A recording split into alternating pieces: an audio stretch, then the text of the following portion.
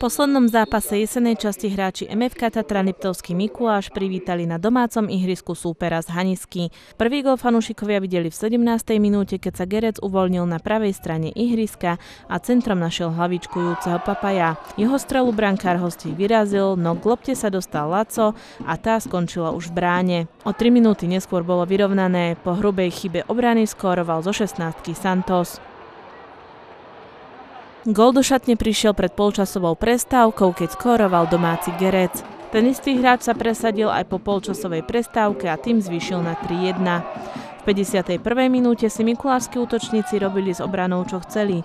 Po výmene niekoľkých prihrávok medzi sebou zakončoval Matič. Brankár Suchý videl loptu za svojím chrbtom aj 5. krát, keď po priamom kope presne triafal Kucharčík. Posledný klinec do rakvy Liptáci súperovi zabili v 90. minúte, keď po druhý krát presne trafil Kucharčík.